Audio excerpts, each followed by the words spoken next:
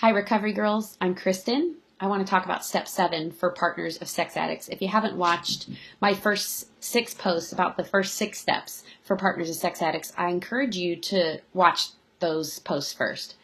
So step 7 says, humbly asked him to remove our shortcomings. In 6, I have become entirely ready for God to remove my defects of character. The things that are no longer serving me, my character assets that have perhaps been inflated or have gone awry. We all have them.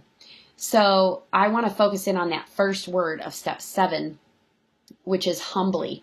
And humility is one of the biggest keys in working the 12 steps and in recovery.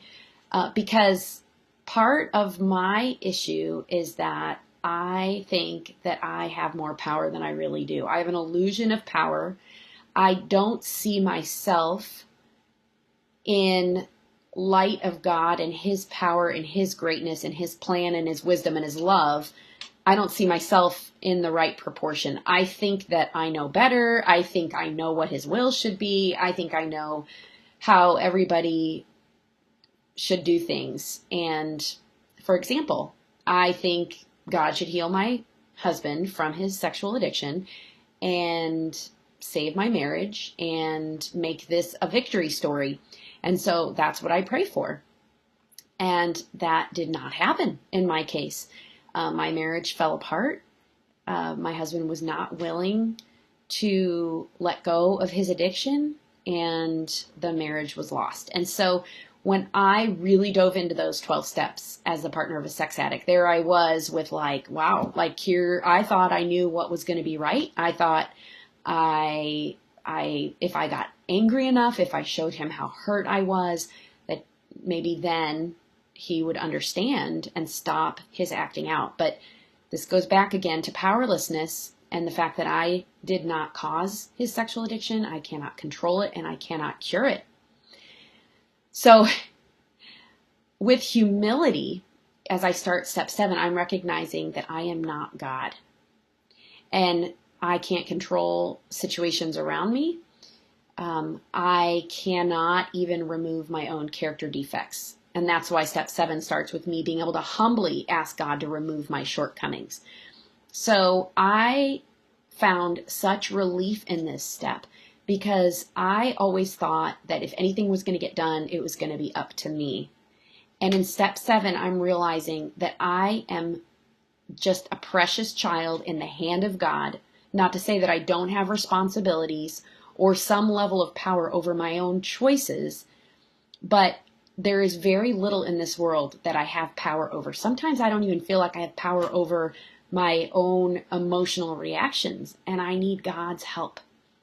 And I can right-size myself instead of supersizing myself and thinking that I have more power than I really do. And I can humbly ask God to remove my shortcomings. Now, this whole experience of recovery from being partner of a sex addict has caused me to completely change my prayer life and the way that I approach God. Instead of being a dictator and telling God what I think clearly should be His will and clearly what needs to be removed from me, I am being humble and I am asking in cooperation with God for His will to be done in my life and for Him to remove the things that block the flow of Him and His Spirit and His life through me. So as I peel back the layers of those shortcomings, I usually see them driven by some kind of fear or self-centeredness, pride. I mean, those are some of the whoppers for me. As we cooperate with God in this open heart surgery of recovery as a partner of a sex addict, it's actually a lot like open heart surgery with no anesthetic.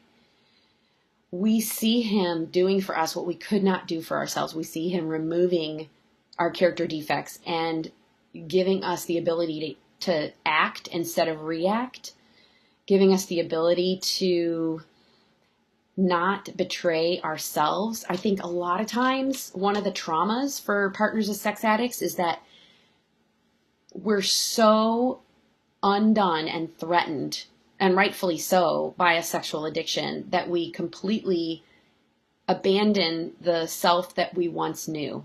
And I know for me, I looked and acted crazy a lot of times because of my complex trauma, not only as a result of being the partner of a sex addict, but as a result of being surrounded by people who didn't understand this as an issue and didn't understand the impact on me as trauma. So that just made me feel all the more powerless and all the more confused and lost.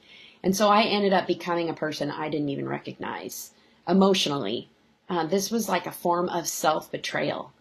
And so when I humbly ask God to remove my shortcomings, I am working in cooperation with the great surgeon to lay my heart bare and to ask for him to bring me back to the me that he originally created me to be, to remove these things that have been necessary survival tools in my journey, perhaps in my family of origin or in my journey as the partner of a sex addict, but are no longer serving me. And as I keep working these steps, I see God doing for me what I could not do for myself. So I'm thankful that I don't have to be on this journey alone. I'm so thankful that you're on it with me.